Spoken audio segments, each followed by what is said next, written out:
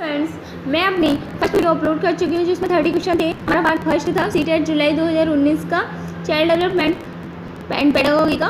ठीक है, अब मैं सेकंड पार्ट अपना अपलोड करने जा रही हूँ जो कि है मैथमेटिक्स का।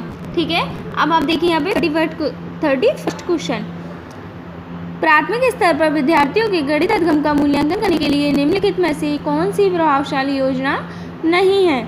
तो कौन सी प्रभावशाली योजना नहीं है, यहाँ पे हमारा 31st का फर्स्ट ऑप्शन यहाँ पे सही हो जाएगा। मुख्यतः समूह संचालित कार्यों का प्रयोग किया जाए। मुख्यतः समूह संचालित कार्यों का प्रयोग किया जाए। आगे बढ़ते हैं फ्रेंड्स, 32 क्वेश्चन देखिए। गणितीय अध्यापन को प्रभावी बनाने के लिए निम्नलिखित में से कौन सी विशेषता नहीं है। तो कौन सी विशेषता नहीं है, एक नई संकल्पना का परिचय देने के लिए समय के नियम का कठोरता से पालन करना। ठीक है, 32 का थर्ड ऑप्शन हमारा यहाँ पे सही हो जाएगा। आगे बढ़ते हैं फ्रेंड्स, 33। एक स्कूल में आधे छात्र बैडमिंटन खेलते हैं, 1/4 छात्र यानी कि 1/4 छात्र वॉलीबॉल खेलते हैं, 1/8 टेनिस खेलते हैं, 1/16 छात्र शतरंज खेलते हैं और बाकी तैराकी के लिए जाते हैं। यदि वॉलीबॉल खेलने वाले छात्रों की संख्या 160 है तो कितने छात्र शतरंज खेलते हैं। तो यहाँ पे हमारा 33 का ऑप्शन सेकंड यहाँ पे सही हो जाएगा। फ्रेंड्स, ये कुछ सवाल है यहाँ पे जो हल करके ही हम लोग कर सकते हैं। तो इसके लिए मैं अपनी अलग से वीडियो बनाऊंगी जिसमें सारे सवाल हल किए हुए होंगे। ठीक है, आगे बढ़ते हैं फ्रेंड्स। 34 क्वेश्चन आंसर क्वेश्चन देखिए। 18 सही 3/4 में कितने चतुर्थांश हैं। तो बताइए कितने चतुर्थांश हैं। 75। तो यहाँ पे 34 का आंसर हो जाएगा हमारा थर्ड ऑप्शन यहाँ पे सही हो जाएगा। आगे बढ़ते हैं फ्रेंड्स, 35 क्वेश्चन देखिए। अंकों 2, 3, 4, 6, 7, 8 को निम्नलिखित रिक्त स्थानों में व्यवस्थित किया गया है। इनको व्यवस्थित किया गया है जिससे कि योग करने पर अधिकतम संभव संख्या होगी। तो सबसे बड़ी इसमें संख्या क्या है हमारी, 1605। ठीक है, 1605। तो इसमें ऐसे हम इन रिक्त स्थानों में ऐसे संख्या को भरें, फिल करें कि जिससे कि यहाँ पे हमारे सबसे बड़ी संख्या आए। तो 30 का थर्ड ऑप्शन सही हो जाता है। 35 का हमारा थर्ड ऑप्शन सही हो जाता है। आगे बढ़िए, 36। दीपा एक डाकघर में पत्र और पार्सल डाक से बिजली के लिए जाती है। डाक की तरह इस प्रकार चित्रित की गई हैं। देखिए, पत्र का भार कितना है, 20 ग्राम या उससे कम तो 5 रुपये है। ठीक है, और प्रत्येक अतिरिक्त 20 ग्राम के लिए 2 रुपये। पार्सल का भार देखिए हम 50 ग्राम या उससे कम तो 5 रुपये। प्रत्येक अतिरिक्त 50 ग्राम के लिए 3 रुपया। ठीक है, तो दीपा 2 पार्सल क्रमशः 250 ग्राम और 300 ग्राम भार के और 2 पत्र क्रमशः 20 ग्राम और 35 ग्राम भार के भेजना चाहती है। उसे कितना डाक शुल्क देना होगा, यहाँ पे 36 का फर्स्ट ऑप्शन यहाँ पे सही हो जाएगा। मैंने आपको बताया अभी मैं जितने भी हल करने वाले क्वेश्चन है मैं आपको एक वीडियो अपलोड कर दूंगी जिसमें सारे क्वेश्चन हल करूंगी। ठीक है, आगे बढ़ते हैं फ्रेंड्स। 37। 50 में एक पूर्ण संख्या जोड़ी जाती है और फिर वही संख्या 50 में से घटा दी जाती है। प्राप्त हुई दोनों संख्याओं का जोड़ क्या है। तो प्राप्त हुई दोनों संख्याओं का जोड़ क्या है हमारा 100 हो जाएगा। यहाँ पे 37 का फर्स्ट ऑप्शन सही हो जाएगा। हमारा ऑप्शन यहाँ पे होगा 100। ठीक है, आगे बढ़ते हैं फ्रेंड्स। 38। नई दिल्ली चेन्नई राजधानी एक्सप्रेस गाड़ी की निम्नलिखित रेलवे समय सारणी को पढ़िए और प्रश्न का उत्तर दीजिए। ठीक है, स्टेशन है हमारे नई दिल्ली, भोपाल, नागपुर, विजयवाड़ा, चेन्नई। आगमन है नई दिल्ली का समय, आगमन का पता नहीं, प्रस्थान कर रही है 15:55 पर।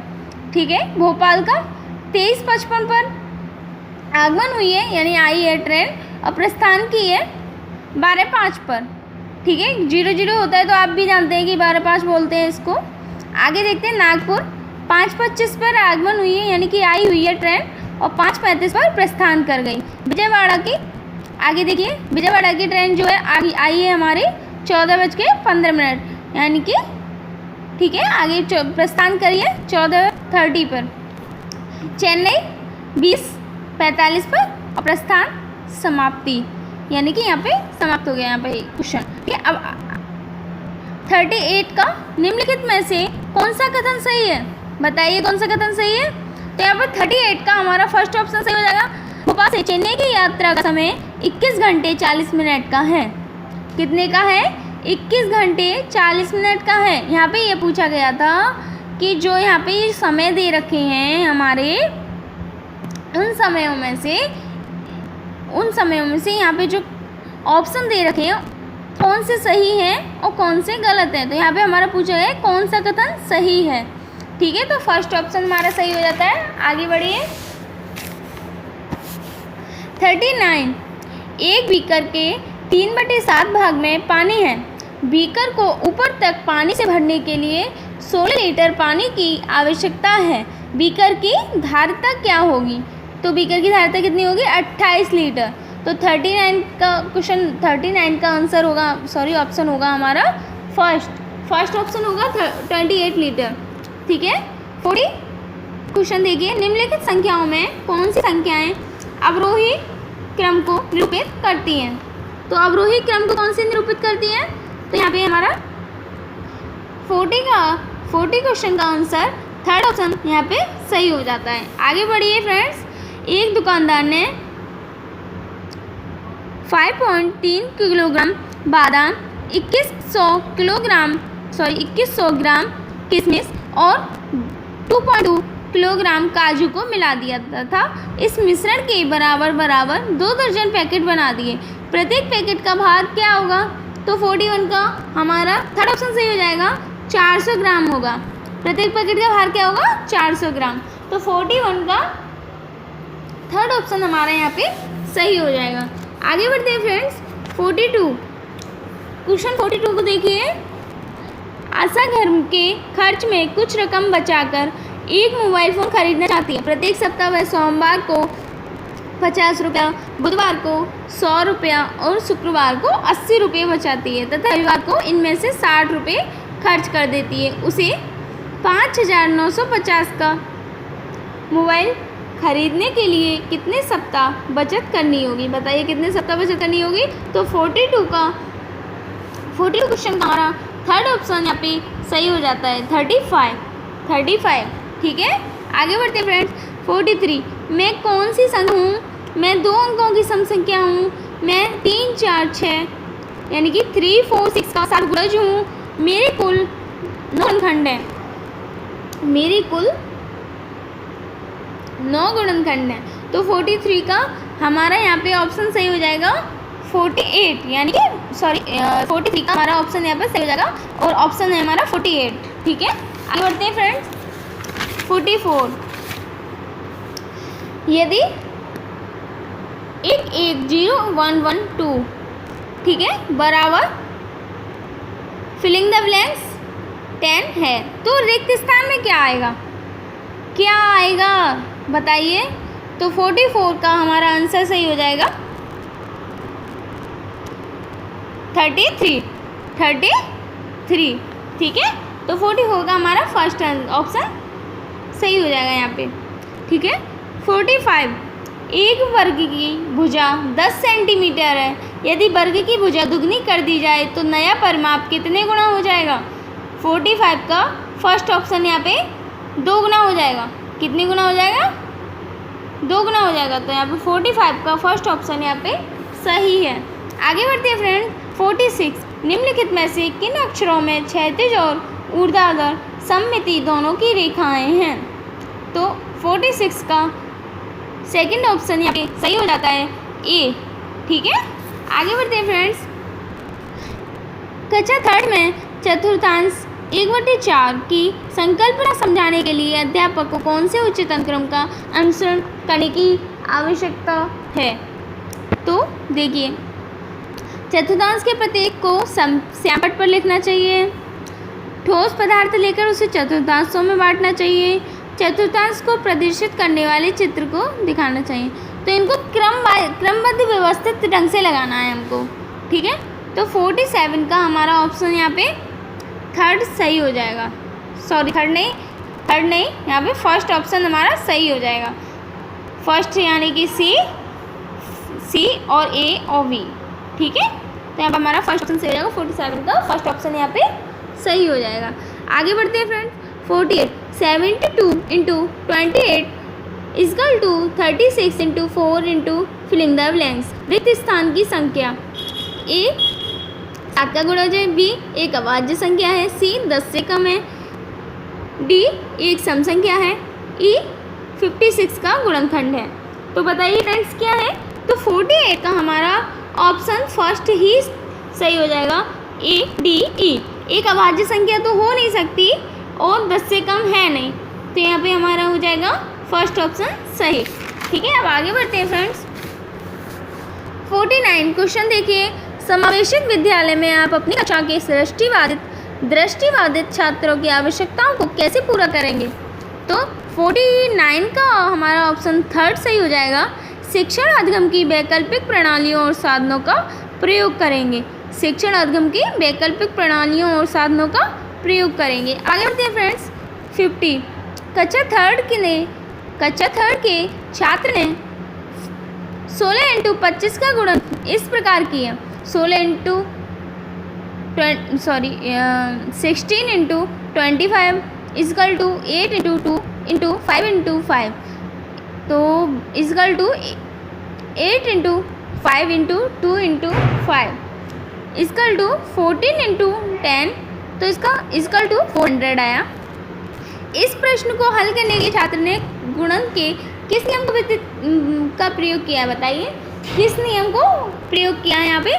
तो वितरण नियम का, यहाँ पे वितरण सिद्धांत का प्रयोग किया है। तो हमारा 50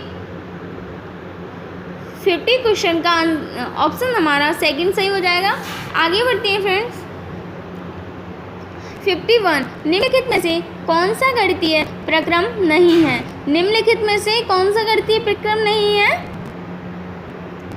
तो कंठस्थ करना हमारा गणितीय प्रक्रम नहीं है। 51 का फोर्थ ऑप्शन यहाँ पे हमारा सही हो जाएगा। 52 निम्नलिखित में से क्या प्रारंभिक संख्या संकल्पना से संबंधित नहीं है। तो 52 का हमारा सेकंड ऑप्शन